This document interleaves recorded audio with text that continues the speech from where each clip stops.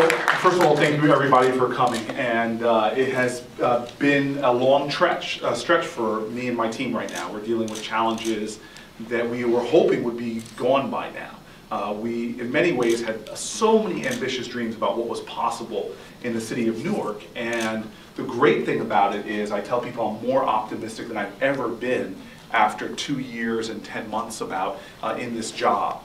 But at the same time, the workings of government nowhere reflect where we want to be as a city. And the challenges that we're facing with this downturn in the economy are getting graver and deeper.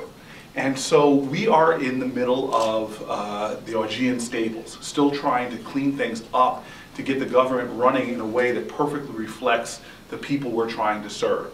And every day I find out the work that we still have to do, and I'm humbled by the challenges we've yet to fully confront or the problems we've yet to fully address.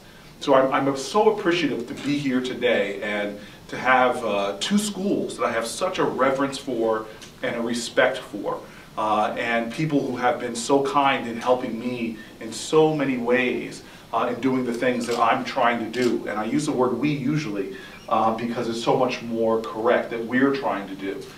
So first of all, I want to give that sense of gratitude. But I just want to be very candid with you. This is not an easy thing that we all are trying to do.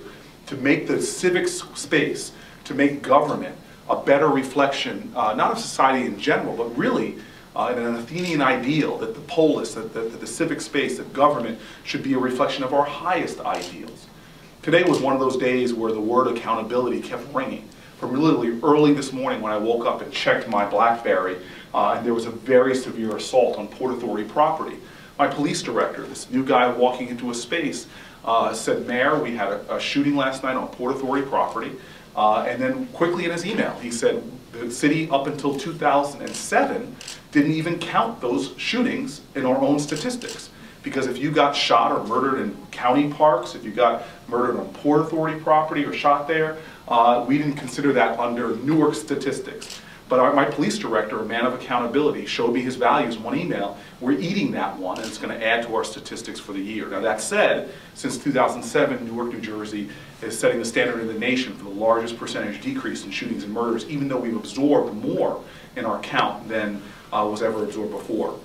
My day went on, and I began having a wonderful day of seeing the people very intimately of who I'm accountable to. Probably just more importantly was standing with Pastor Redica, pastor on 7th Street, an ex-offender himself, who came back from prison, deciding to turn his neighborhood around, had a whole group of African-American and Latino men who are looking for jobs and looking for opportunities in an economy that's going south with an unemployment rate that's going up, and looking for partnerships with us that were substantive enough to give people hope in a time that Americans from coast to coast aren't feeling that hopeful. I came into City Hall, had a number of meetings, and probably the most in which I felt most crestfallen, to be very candid with you, was with probably one of my best hires since I've been mayor, a guy that I used to see every single day when I would go home to Brick Towers and ascend 16 flights of stairs because he grew up in those buildings, a guy named Jimmy Wright, who became a graduate of the Newark Public Schools, became a detective, and then I made him our Inspector General. Jimmy is screaming at me all the time, saying I don't have enough resources. There's so much stuff that I need to investigate. There are processes and systems that at the very core level of how government does business that frankly we need to continue to excavate just to figure out what's going on. He literally talked to me about one department that he's getting, trying to follow a paper trail that he literally says the stacks of paper are this big and these officers pouring through it. Now it's urgently important to me because by correcting this, you don't want to necessarily use the word corruption, but it's absolutely in no way reflective of what the city, any of us as citizens would want to go on in their government. If we correct it alone, we would save the city not thousands of dollars, not tens of thousands of dollars, but hundreds and hundreds of thousands of dollars. But that wasn't it. He's now been in this job for, he said, a year and a half, and he's just sort of showing me areas in which we can save incredible amounts of money. The water abuse, he told me, seeing private owners who are switching, siphoning off water in this city, he says these kind of problems are epidemic.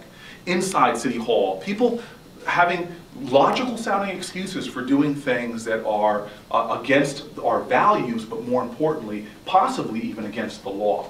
the cleanup process, the cultural change, the getting people all pulling in the same direction, the saving taxpayer dollars, the addressing the urgent needs every single day of citizens who need help, who deserve help, and who have not yet had opportunities to realize their potential.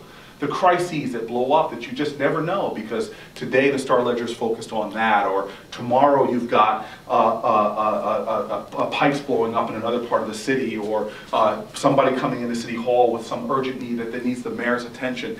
This is the constant day-to-day challenges of moving a city forward, despite the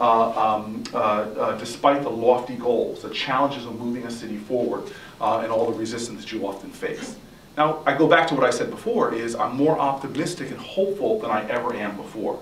And a lot of that has to stem from the people I get to work with and the people that I get to connect with and work with in this community.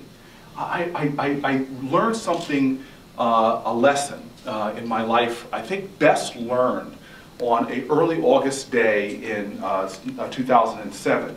When we had college students murdered in this city.